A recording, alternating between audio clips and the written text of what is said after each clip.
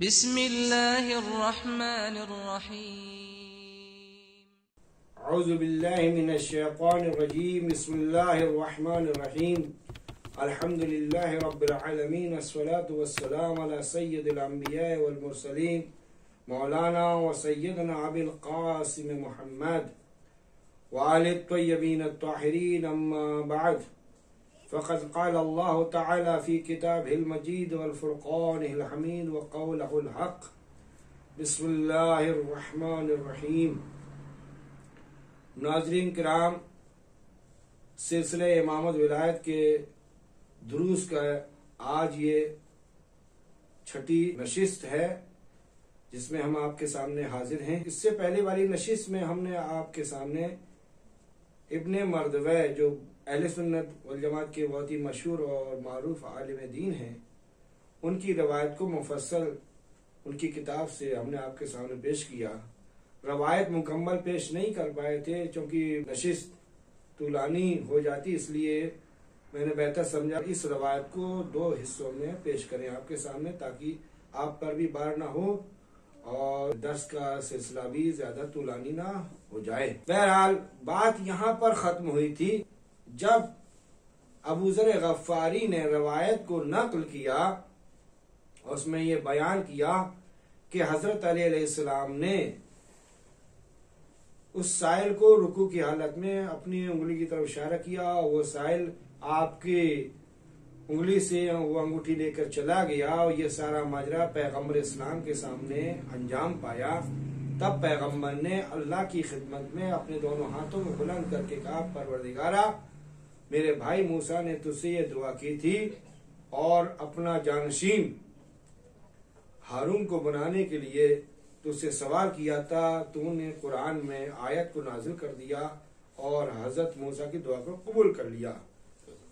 اس وقت نبی نے کہا، خدایا میری بھی دعا ہے تیری خدمت میں، تیرے محضر میں بھی ایک دعا کر رہا ہوں.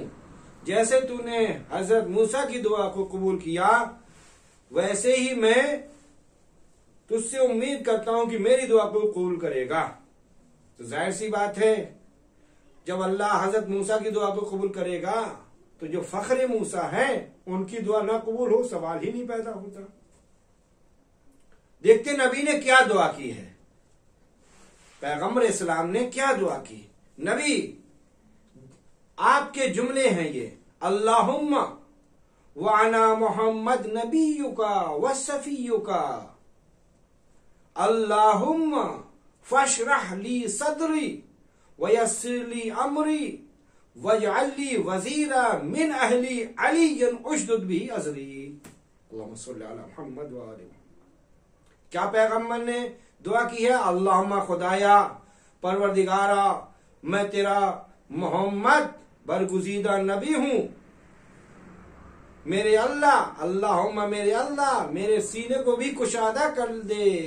فشرح لی صدری، جیسے تو نے موسیٰ کے سینے کو کشادہ کیا ویسے تو میرے سینے کو کشادہ کر دے.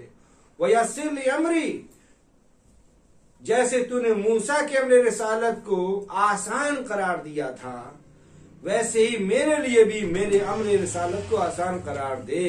کیا نہ پیغمبر نے دعا کی ہے؟ پروردگارا فشرح لی صدری، میرے سینے کو کشادہ کر دے.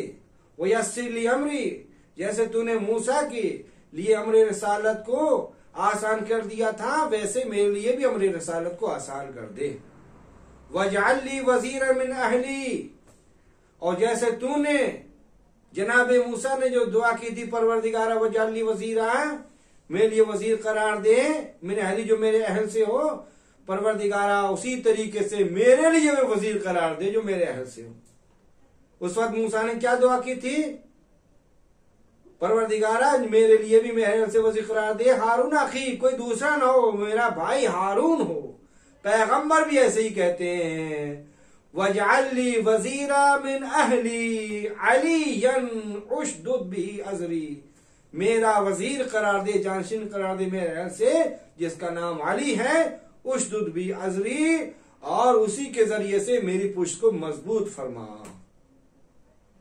تو اب ظاہر سی بات ہے، یہ نبی دعا کر رہے ہیں ابو ذر غفاری کہتے ہیں قال ابو ذر غفاری کہتے ہیں فواللہ مستتم رسول اللہ صلی اللہ علیہ وآلہ وسلم الکلام، رسول کا کلام ابھی تمام بھی نہ ہوا تھا، حتی حبت علیہ جبرائیل من عند اللہ، یہاں تک کہ جبرائیل امین اللہ کی جانب سے نازل ہوئے، قال اور کہا یا محمد ہنیئا لک، اے محمد مبارک ہو آپ کو بشارت دیتا ہوں، ما وہب اللہ لک فی اخیک، اس چیز کے بارے میں جو آپ کے بھائی علی کے بارے میں اللہ نے جو بخشا عنایت کیا ہے اس کے بارے میں آپ کو تہنیت پیش کرتا ہوں۔ قال نبی نے فرمایا وما ذاک جبرائیل، اے جبرائیل وہ کیا چیز ہے؟ قال جبرائیل نے کیا کہا؟ امر اللہ امتک بموالاتہ الی یوم القیامہ، اللہ تعالیٰ نے آپ کی امت کو یہ حکم دیا ہے، یہ واجب قرار دیا ہے کہ علی کی موالات کو اختیار کریں، علی کو ولی مانے الی یوم القیامہ، قیامت تک، یعنی علی کی ولایت قیامت تک، علی کی ولایت سے وابستہ رہنا ہے۔ وَأَنزَلَ قُرْآنًا عَلَيْكَ، اور قرآن میں اس بات کو نازل کر دیا۔ اس وقت جبرائیل امین نے کہا انما ولیکم اللہ ورسولہ والذین آمنوا الذین یقیمون الصلاۃ ویؤتون الزکاۃ وهم راکعون، یعنی پیغمبر اسلام پر یہ آیت اس وقت نازل ہوئی جب پیغمبر نے اللہ کے بارگاہ میں یہ دعا طلب کی کہ خدایا تو میرا کوئی وزیر جو میرے اہل سے ہو، جس کا نام علی ہے، اسے میرا وزیر میرا جانشین قرار دے۔ تو آیہ ولایت کا نزول اس وقت ہوا ہے جب پیغمبر اسلام نے اللہ کی بارگاہ میں یہ دعا طلب کی تھی کہ خدایا جیسے تو نے موسیٰ کے لیے ان کا وزیر ان کا جانشین ہارون کو قرار دیا تھا جو ان کے اہل سے تھے، ان کے بھائی تھے، اسی طریقے سے میرے لیے بھی خدایا میرا وزیر میرا جانشین میرا خلیفہ میرے بھائی علی ابن ابی طالب قرار دے۔ تو اس دعا کے جواب میں خداوند عالم نے آیہ ولایت کو نازل کیا ہے۔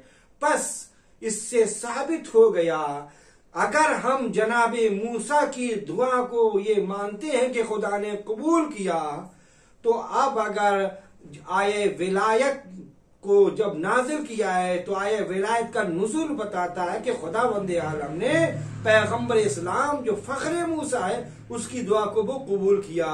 جب دعا انما ولیکم اللہ نبی کی دعا کے قبولیت کے نتیجے میں نازل ہوئی ہے تو پھر علی کو پیغمبر اسلام کا بلا فصل جانشین اور خلیفہ ماننا پڑے گا۔ تو چونکہ آیہ ولایت کا نزول ثابت ہے، اور وہ نزول کب ہوا جب پیغمبر نے دعا مانگی، تو اب پیغمبر کی دعا یا تو کہ یہ رد ہو گئی یا کہ یہ رد نہیں ہوئی۔ اگر رد ہو گئی تو یہ کیسے ہو سکتا ہے کہ موسیٰ کی دعا قبول ہو جائے، فخر موسیٰ کی دعا رد ہو جائے؟